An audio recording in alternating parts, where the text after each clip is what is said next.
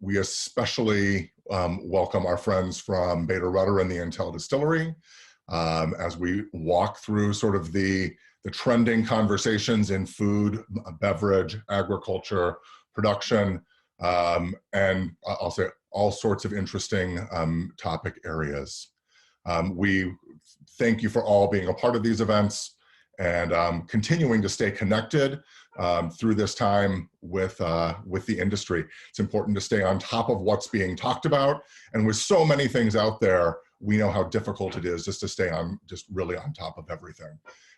We at the Chicagoland Beverage, the Chicagoland Food and Beverage Network, we're a mission-driven industry organization. We're about 3 years old, and our job is to bring together the food and beverage industry of the greater Chicagoland area to make great things happen. In general, grow the industry, grow the local economy, and create jobs.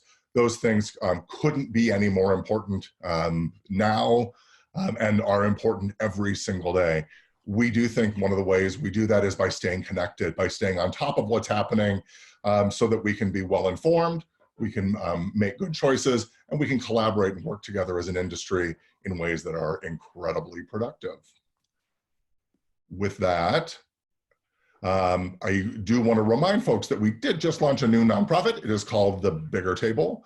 That beautiful logo there was actually created by our good friends at Bader Rutter.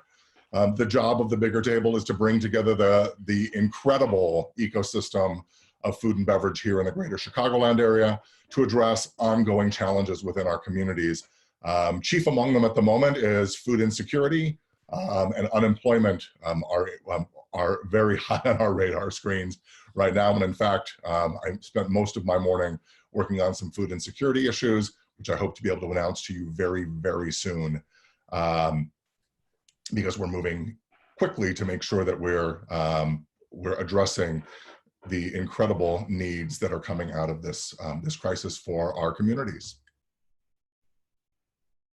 For those that are social media inclined, we start here and we want to take the conversation into social media. Check us out in LinkedIn, Twitter, Facebook. Please use our hashtag. You can talk with the folks at Bader Rutter. Again, just another great way to engage in these conversations in addition to the conversation we're having here this morning. And with that, I will introduce the Bader Rutter team, who will talk about the incredible insights that they saw coming out of social media related to the food and beverage industry, again, through the Intel Distillery. Thank you, Alan. Hello, I'm Dennis Ryan. We're going to go through some of the trends and topics we're seeing from the leading industry voices. And these basically are things we capture every week in our Fridays by noon. So let's just jump right to it, shall we?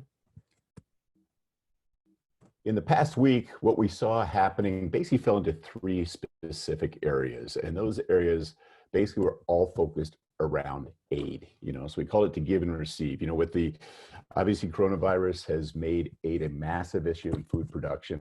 We've got $3 trillion in government relief that was promised almost 3 weeks ago now.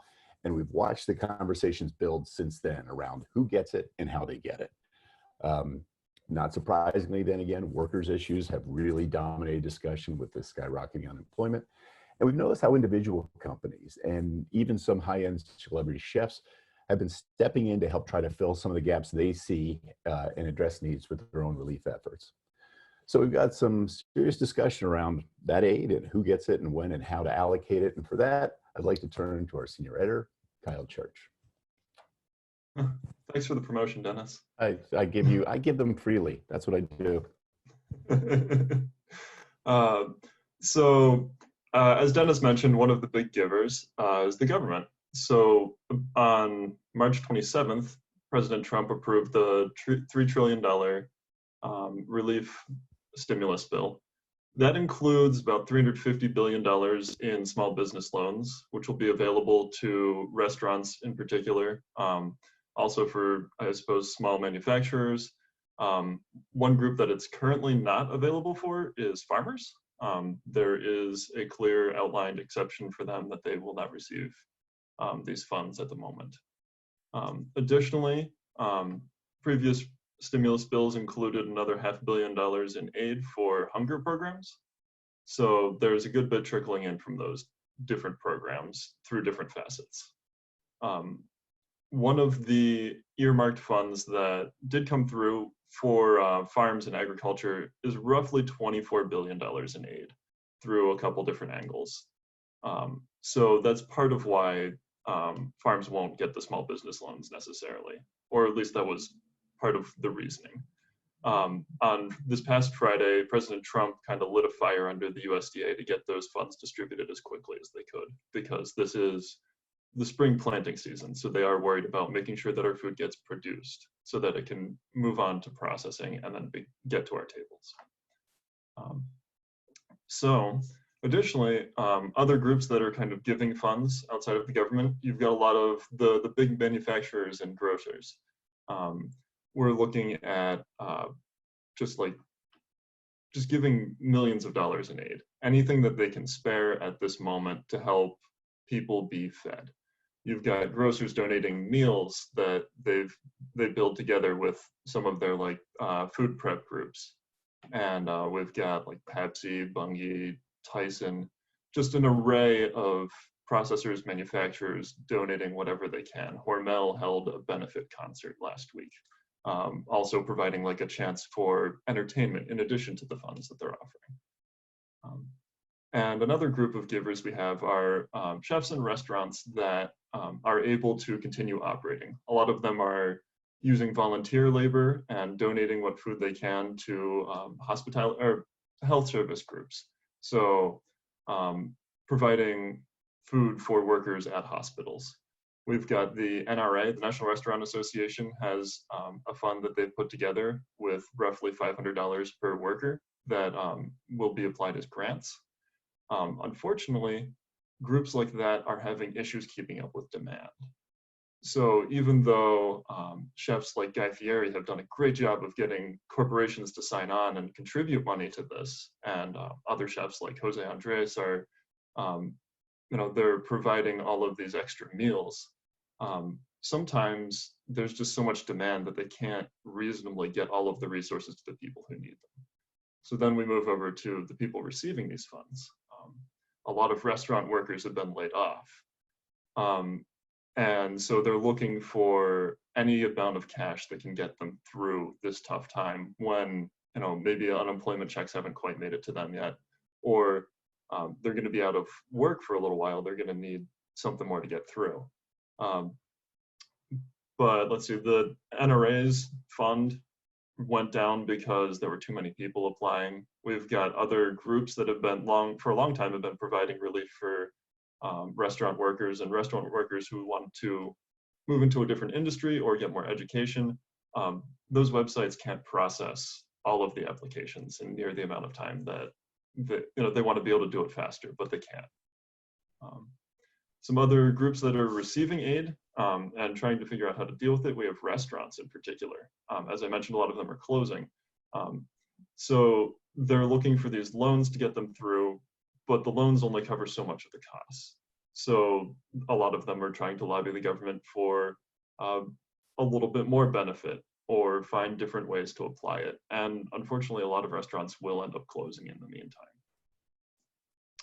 When we go back a little further on the supply chain, we also see farm workers having some issues. And then actually, Dennis, if you don't mind going back to that picture real quick, just another anecdote here. The hunger relief food banks are so busy that people are driving in lines of cars for miles and miles to receive any kind of food aid. What we see here is just how these community aids are just trying to figure out ways to help all these people in such a short time. Cool. So in looking at that, we just wanted to open up to everybody out there and just ask just a couple questions, just as thought starters for your participation. How are your companies contributing? And right now we've got a lot of different efforts at all kinds of different levels. And related to that, where do your businesses need relief most? So we just wanted to open up and ask you for your specific thoughts.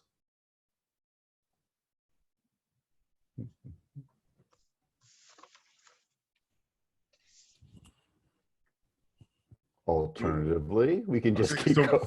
Okay, so feel free to either raise your hand if you have a question, or use the chat box or the Q&A box within Zoom in order to do that.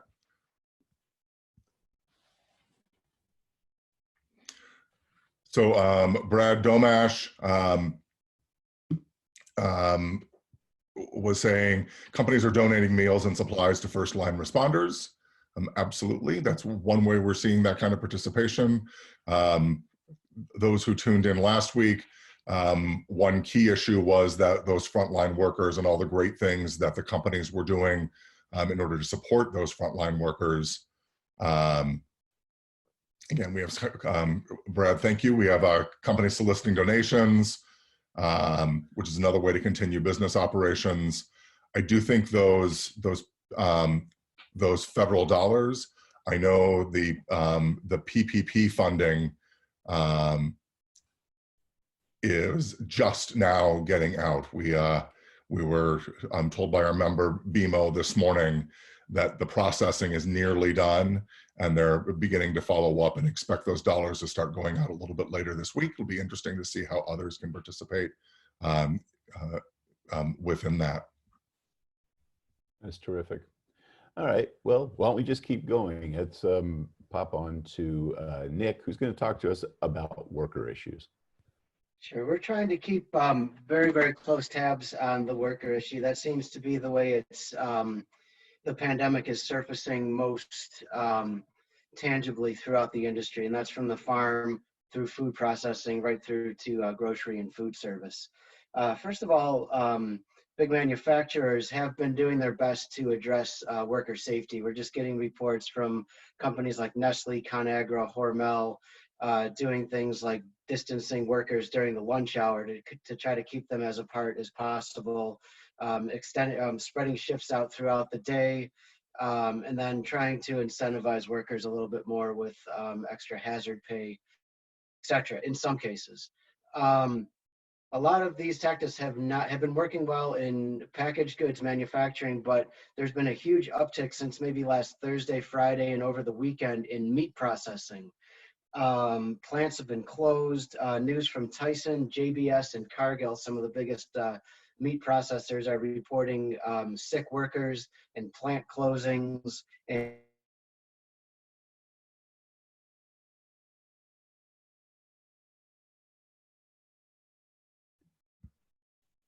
Nick, I think we lost you. Your screen froze up.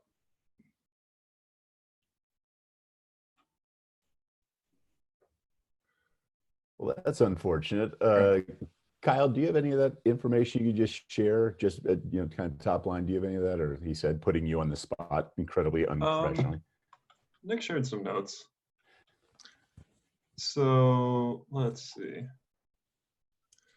Well, so I can chime in a little bit on this. I know that the Smithfield facility in South Dakota that processes something like 10% of the meat in the United States, but it also represented about half the COVID cases in the state of South Dakota. So for good reason, that was shut down. I also am aware there's been a couple of deaths, and again, for some reason, I think it's because of the proximity within that employees have to work within those meatpacking facilities.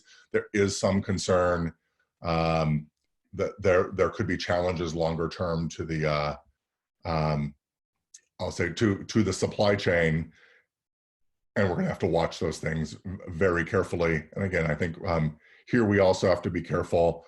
The FDA guidance doesn't say 6 feet, but it does say masks and gloves. So I know companies are following FDA guidance. We certainly want those workers to be safe. I think there is also a concern that we have to hope that our state and local legislators don't sort of overreact to what's happening there. Ensure that safety is being applied, but certainly some concern if there's significant legislation or shutdown being put in place, because that could put our food supply chain at risk. Absolutely. Sure. You know, Nick he's going to relog on. We'll go ahead to Courtney, and then we'll get Nick back, because this is kind of the workers issue is really key to all of us right now. So Courtney, why don't we pop in and just talk about some of those loose ends you've noticed over the past week?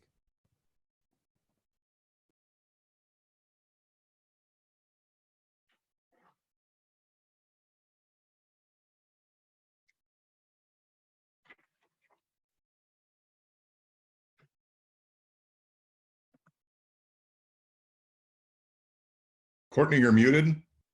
Yes, I am. There you go. All right.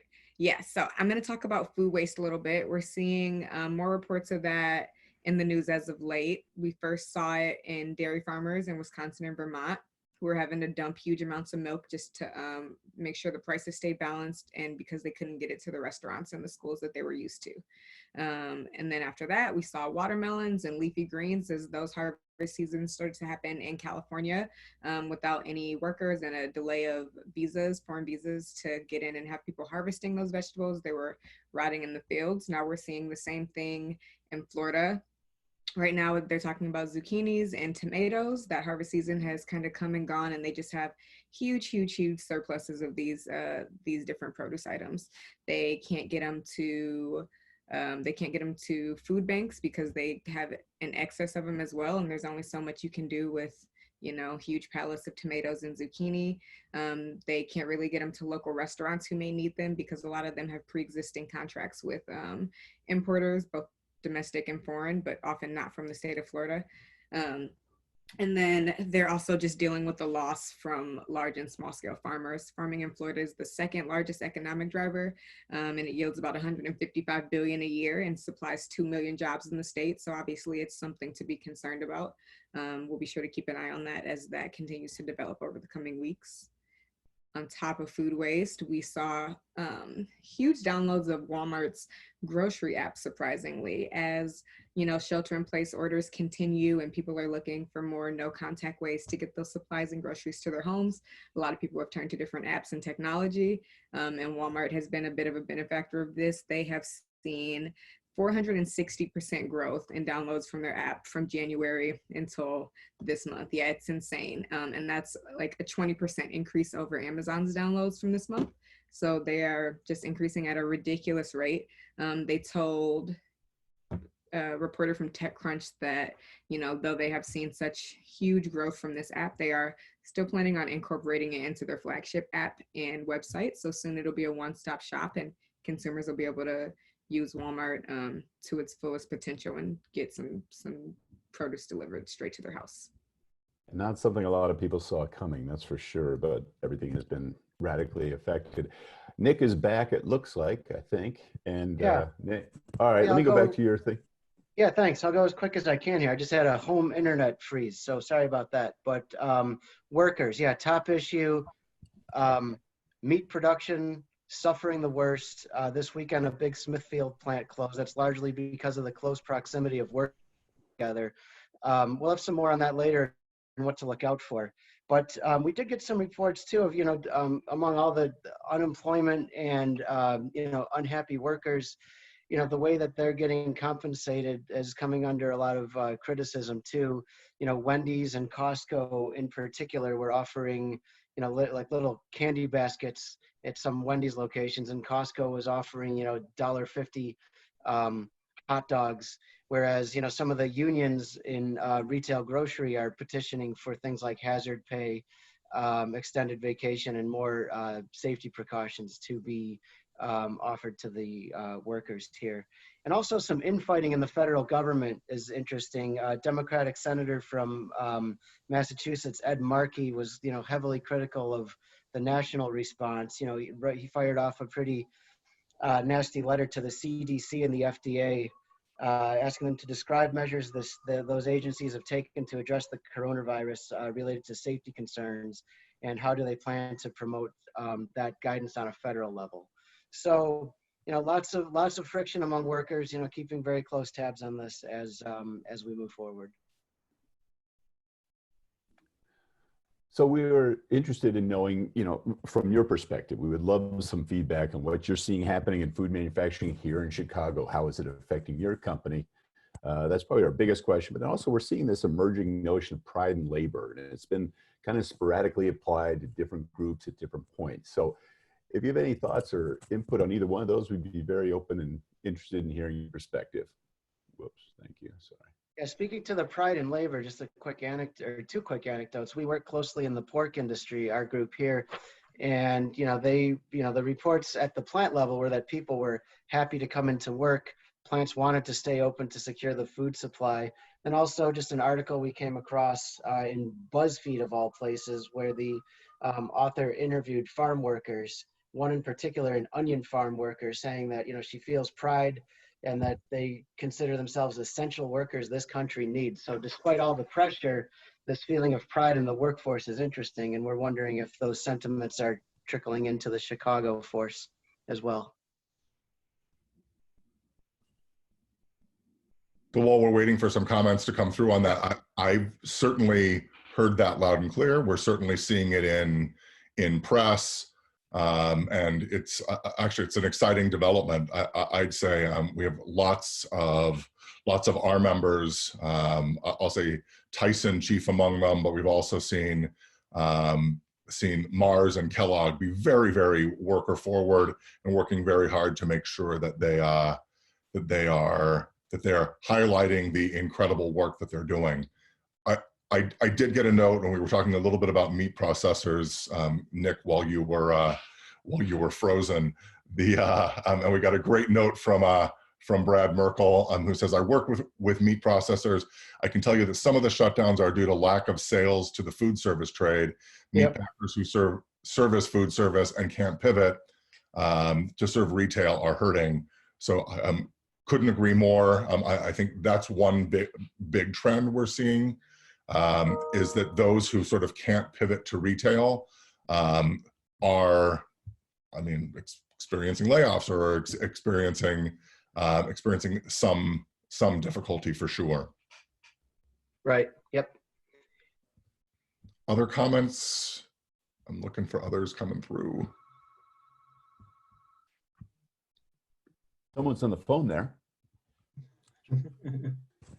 Actually, there was a request for Courtney to repeat her facts about Walmart. Some of the top line you're providing, Courtney? Yeah, definitely. So the story was more focused on, let's see, Walmart, the grocery apps, the downloads are up 460% from January to this month. And that is a 20% increase over Amazon's grocery app downloads for this month. So it doesn't have anything to do with sales. I'd be interested to see who, sold more product, if that's something anyone has been keeping track of. But as far as grocery app downloads, it seems like a lot more people are interested in Walmart's app over Amazon. And I would also guess that if it's a new app that they're just starting to promote, amongst their consumership, then that may also lead to the increase in downloads, because we've all had, most of us for the most part, have had used Amazon in the past. And so it's not new technology. So again, it's very anecdotal, but I think just sort of typical of the times. My 78-year-old mother in central Indiana is like, "Oh yeah, I just ordered my groceries from Walmart. I've never done that before." And because again, going to the grocery store, going to Walmart was sort of almost a social thing for her, and it's gotten through, "Hey, I can't do that anymore." So she had to figure it out. And believe me, this is not a tech savvy person. So she went to a place where it could get kind of figured out. Amazon is way too much for her, but being able to log into something like Walmart and just download it, like that's sort of her speed. So it's, again, really just interesting changes when my 78-year-old mother is downloading stuff. Wow. Like the world's a different place. Absolutely. So Nick, why don't you talk about some of these things as we look ahead? And there have been some of these big stories, and we're looking to see where that might take us in the near term. Sure. This is ongoing, and even since Friday, and a lot of it ties into what we've been talking about in comments from the participants here. With the shutting down and without a lot of the meat having a right home, with the channel confusion between food service and retail, we're anticipating a possible spike in meat prices, just basic supply and demand happening here. And at the same time, a couple different reports from the fish industry. They're experiencing a lot of the same thing. Something like 68% of all seafood is sold in food service. So a lot of that product just is not finding a home in the same way that we hear about dairy going into school lunches and stuff like that. So same thing with fish. There's going to be an oversupply. There's been complementary reports saying that people throughout the pandemic have not been buying seafood, but we're curious to see how this plays out. As the supply is up, prices will probably go down for fish, and we'll see if people start eating the fish if it becomes more available in retail channels. So an interesting dynamic there in protein. Another thing, I guess protein is the theme here with these top three. There's avian flu. They had to put down 200,000 ducks in Hungary last week, and over the week, or I think on Thursday, was reported a very deadly strain of the avian flu virus in South Carolina at a turkey plant. So as if the industry is not pressured enough, we're feeling it in poultry here on another front. So we'll see how this plays out, but watching those threats very closely. And I think Courtney was going to walk through the consumer spending portion here. Yes. Basically, the article that we reviewed was just saying we saw consumer spending on groceries increasing and consumer spending on everything else decreasing. They were tracking debit and credit card sales, and I think we can all understand why that would be the trend, as we're not leaving our homes and not able to do any of the fun stuff. The least we can do is find a little bit of comfort in our kitchens. People are stockpiling, being worried about shelter in place being extended for days, weeks, months at a time, being worried about not being able to find certain ingredients to have on hand. And so, people are spending a lot more of their disposable income on food these days. And at the same time, we've heard that a lot of that kind of just panic buying, that's leveled off, which is nice to see. So that's our report this week. Again, if there's any other questions, anyone else wants to bring up and discuss, we'd love to hear your feedback, love to hear your thoughts, love to hear what you're noticing and seeing.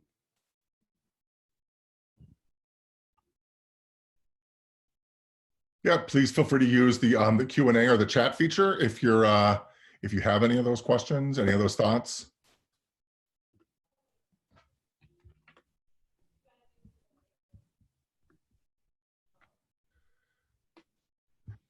So one question I'll just ask.